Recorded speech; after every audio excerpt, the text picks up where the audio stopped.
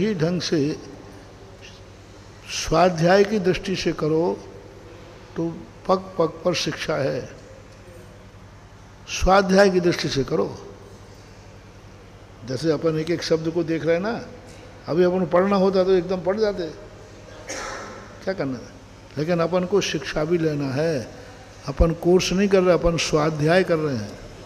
स्वाध्याय यानी अपने परिणामों को भीगना चाहिए, अपने परिणामों को शिक्षा मिलना चाहिए। स्वाध्याय का अर्थ है आज तुमने पढ़ा है, उससे तुम्हें क्या शिक्षा मिली, क्या परिणाम बने, अच्छे बुरे क्या परिणाम हुए, क्या शिक्षा मिली। ज्ञान नहीं, कितना ज्ञान हुआ ये नहीं, कितनी शिक्षा मिली। ज्ञान तो तुमसे अच्छा मिथ्या दृष्टि कर लेगा, लेकिन वो शिक्षा नहीं ले पाएगा। अपन को शिक्षा लेना है। तो कितनी अच्छी बात कही, अभी करो वो अपन को भूलना नहीं चाहिए, क्योंकि वहाँ पर समिति क्या परिभाषा बनाई थी गुप्ती का, स्वेच्छा प्रवृत्ति निर्वर्तनम विषयाभिलाषी ही, विषय सुखों के लिए जो प्रवृत्ति की जाती है उसका निषेध। और धर्म किसके लिए, प्रवृत्ति निग्रह में जो असमर्थ हैं। और यहाँ पर क्या आ गया, सत्सु प्रशस्तेषु जनेषु साधु वचनम, फिर सत्य जी वचनम। बहुत अच्छी।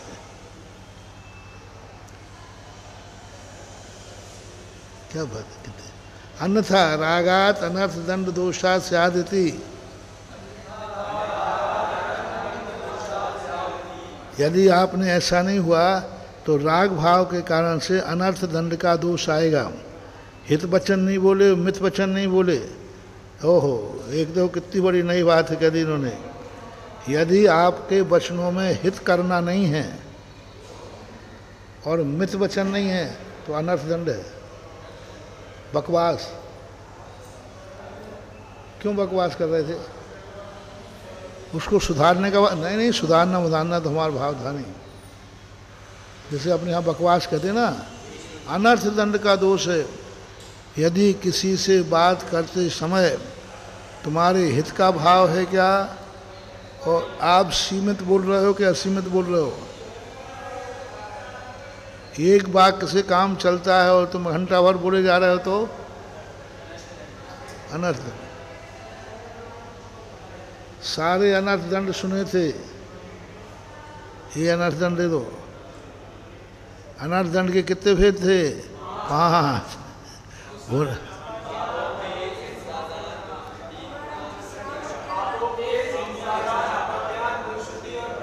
दुष्श्रुति।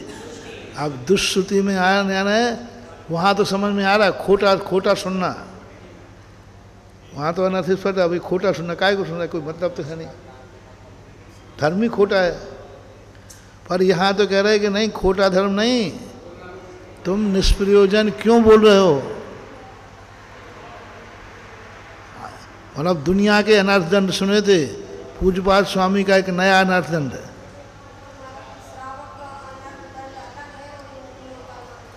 अरे कछु को सही, हमारे यहाँ तो अनर्थ दंड था ही नहीं। मुनियों के कोई अतिचार नहीं है। अनर्थ दंड की परिभाषा अपने यहाँ मुनियों कही नहीं। ये पर बहुत चीज़ बड़ी चीज़ है, नहीं सब में लागू हो रहा है। वो तो मुनियों के भी, श्रावकों के भी धर्म जो हैं एक देश हैं, ग्रस्त है, पूर्णता तो नहीं है। पर बहुत बड़ी चीज़ है कि अपने वचनों में ज़्यादा बोलना, बैठे बैठे गप्पें कर रहे हैं, समय बिताने के लिए करना है कुछ काम, लेके प्रभु का नाम। साधर्मी बैठे हो तो जितने मौन में बैठ सको बैठो। जरूरी नहीं है कि 2 लोग बैठे हो तो, हाँ, नहीं तो वो टाइटल लागू हो जाएगा। 2 महिलाएं एक साथ बैठी थीं, बोले विश्व का सबसे बड़ा आश्चर्य देखा, शरण्य पुराण में आया है। अभय कुमार से पूछा कि भाई विश्व का सबसे बड़ा आश्चर्य क्या है। बोले 2 महिलाएं बैठी हों अकेले में और वे चुपचाप बैठी थी। है ना, दो महिलाएं बैठी हों, वो मतलब कुछ ना कुछ बातें हो। तो ये उदाहरण महिलाओं को नहीं दे रहा हूँ, ये उदाहरण अपन को दे रहे हैं कि अपन दो लोग बैठे हैं तो चुपचाप बैठने में ज़्यादा मज़ा है कि बोलने में? हाँ हाँ, बोलने में। हाँ, तो तुम आश्चर्य में गए, फिर महिलाओं की कोटि में गए। सबसे बड़ा आश्चर्य है कि पूरे कमरे में सब लोग बैठे हैं और आवाज़ भी नहीं आ रही। यह है साधु वचन। एक से दो महिलाएं मिलेंगी, बोले बिना रहेंगे नहीं, और साधु एक से 1000 मिल जाए तो भी वह मौन रह सकते, सब अपने अपने में लीन है, अपनी अपनी चर्चा में क्या बोलना है। अरे तुम तो बोल ही नहीं रहे, हम तो तुम्हारे यहाँ के बेफालतू बैठ पे आए क्या? नहीं, लोग ज़्यादा कहते अरे भाई तुम तो बोल ही नहीं रहे, हम क्या बिना बोल के आए क्या?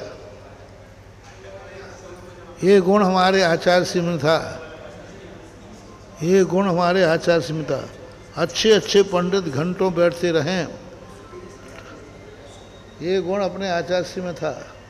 घंटों बैठे रहो, हम लोग भी बैठे रहें। अपन सोचेंगे आचार्य जी कभी तो पूछें क्यों, क्या बात है? अरे कछु नहीं, बैठे रहो। मतलब उनकी शुरू, बाद में तो अपन आदत जान गए थे उनकी। शुरू में अपन जाके चुपचाप बैठ जाओ कि भाई थोड़ी देर बाद आचार्य से पूछें क्यों भाई क्या बात है? अरे कोई मतलब ही नहीं, तुम बैठे रहो, हम क्या करें? एक बार भी आचार्य से नहीं पूछे क्यों, क्या बैठे हो, क्या बात है? वो भी चुप बैठे, तुम भी बैठो बैठो बैठो। अपन को भी बोलना पड़ेगा कि मुझे महाराज जी बात करना है, वो नहीं पूछें क्यों, क्या बात है? बैठो तो बैठे रहो, ठीक बैठे रहो, हम क्या करना। पंडित जी की बात थी ना, पन्नालाल जी बात सुनाई थी ना, पहली बार पन्नालाल जी गए तो महाराज जी, क्योंकि पंडित को तो सम्मान, साधु लोग अरे आइए पंडित जी आइए आइए, ये आदत पड़ी है। और उधर आचार्य जी बात गए, मैं पंडित पन्नालाल साहित्याचार्य बाद में बोला, स्वाचार्य जी कुछ कर रहे थे, देखा नहीं, हमें आशीर्वाद दे दिया। तो पंडित जी समझो महाराज जी कह रहे बैठो, हम तो पढ़ रहे हैं। फिर 10-15 मिनट हो गए, महाराज जी मैं सागर से आऊँ, पंडित पन्नालाल साहित्याचार्य। तो आचार्य ने फिर इनसे कर दिया। तो उन्होंने समझा आचार्य जी का थोड़ा और रखो। पंडित जी ने खुद ही सुनाया था पन्नालाल जी। तीसरी बात, महाराज जी मैं पंडित पन्नालाल साहित्याचार्य हूँ, मेरी गाड़ी का समय हो रहा है, मुझे जाना है, आप बार बार बैठने का कह रहे हो, मेरी गाड़ी का समय हो रहा है। तो आचार्य सिंह कहा भैया मैंने कब रोका आपको, मैंने तो आपको बैठने को कहा ही नहीं, आप ही बैठ गए। बोले आप ऐसे ऐसे तो कर रहे थे। तो बोले हमने तो इसलिए कहा कि सामान को एक बार तुम्हें 2 बार दे दिया, और क्या करोगे?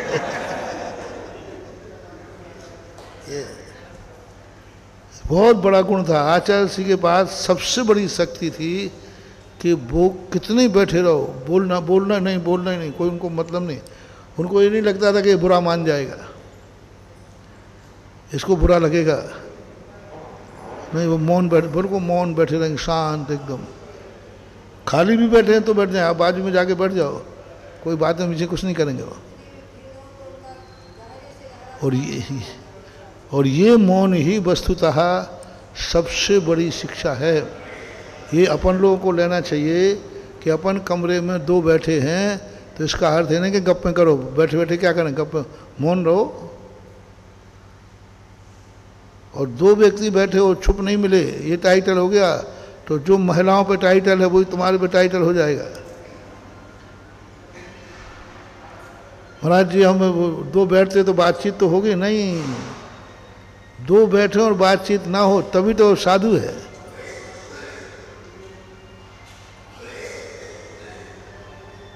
कितनी अच्छी बात कही है, अपन को शिक्षा लेना चाहिए।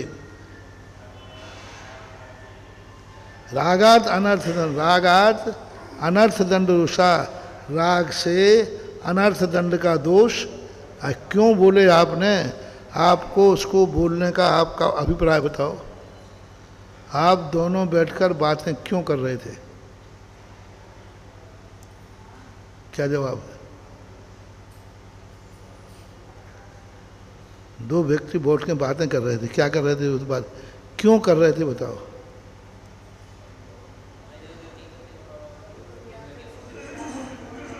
नहीं, इससे पूछ रहे थे कि भाई तुम कौन आया था, क्या आया था, तुम क्या करते थे, तुम कहाँ तक पढ़े लिखे हो। तो हमने ये नहीं पूछा क्या क्या क्या बातें कर रहे थे, क्यों कर रहे थे। मान लो आप बैठे हैं, आपसे बातें कर रहे थे, क्या कर रहे थे ये नहीं पूछ रहा हूँ, क्यों कर रहे थे। तुम क्यों जान रहे थे कि तुम ये कहाँ के हो, कैसे हो, कैसे पढ़ते थे, कौन सी क्लास पढ़ते थे, क्या पढ़ते थे, क्यों जानना चाहते हो?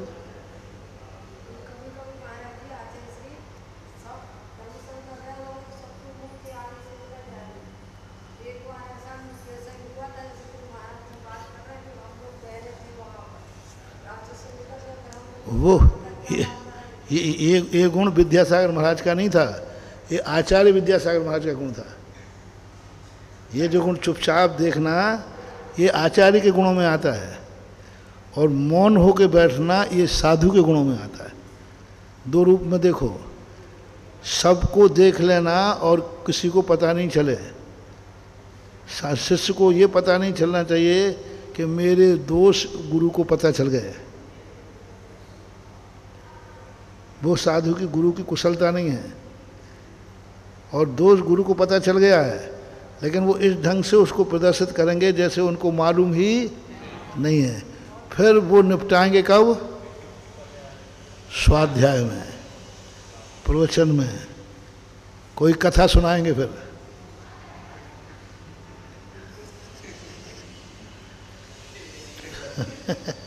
फिर कोई कथा सुनाएंगे, फिर कोई स्वाध्याय में लेंगे कहीं ना कहीं।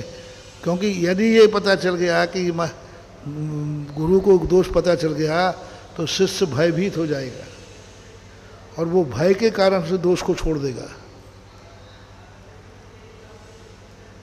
गुरु के भय के कारण दोष को छोड़ देगा, और गुरु के भय से दोष यदि छोड़ा है तो वह साधु शुद्ध नहीं है। क्योंकि किस डर से छोड़ दिया उसने? भय से छोड़ दिया। साधु कहाँ हुआ, त्याग कहाँ हुआ? पुलिस के भय से तो पता नहीं कितने लोग अपराध छोड़ देते हैं। कानून के डर से कितने लोग पाप नहीं करते। तुम किसके डर से नहीं कर रहे हो? तो मतलब क्या निकला? ये आचार्य के गुण में कहा है कि यदि तुमने भय दिखा दिया या उसको मालूम चल गया तो फिर वह व्यक्ति भय के कारण गलती तो नहीं करेगा, लेकिन वो त्याग की कोटि में नहीं आएगा। अब फिर गुरु उसको कोई कथा प्रवचन दे करके उस दोष से उसको घृणा दिलाएंगे। पर वो खुद ही कहेगा, महाराज जी मेरी एक गलती हो गई थी। कब हो गई थी? कल। गुरु को सब मालूम है। अब वो खुद आके कहेगा, क्योंकि अब उसने प्रवचन सुन लिया, यहाँ स्वाध्याय में निकल आया, तो अब वो समझदार तो है ही और वो समझाने में कुशल है, तो उसको गिलानी हो गई, अरे ये गलती तो मैं खुद करता हूँ। तो फिर पहुँच जाएगा गुरु, महाराज जी मेरे से ये गलती हो गई कल। अच्छा, गलती हो गई, कल हो गई थी? अच्छा, उनको मालूम है कि गलती हो गई थी। अब बोलो कितना अंतर आ गया। वो गलती मान करके स्वयं आया, अब वो गलती स्थायी सुधरेगी कि नहीं? और एक डर के कारण गुरु ने डर, ठीक महाराज कल से नहीं करूँगा, अब वो डर गया। ये होता है। यदि हम डरा करके त्याग कराएंगे तो कर तो देगा, लेकिन वो अंदर से त्याग नहीं। इसलिए ये जो है आचार्य साधु महाराज का है ना, हमारे आचार्य श्री में एक ऐसा बड़ा गुण था, कम से कम बोलना कितने, चाहे साधु बैठे रहो चाहे असाधु बैठा रहे। भाषा व्यवहारम कुर्वन् हित मित चा बुरियात। हित और मित ये क्या करना? हित मित बोलना चाहिए, अन्यथा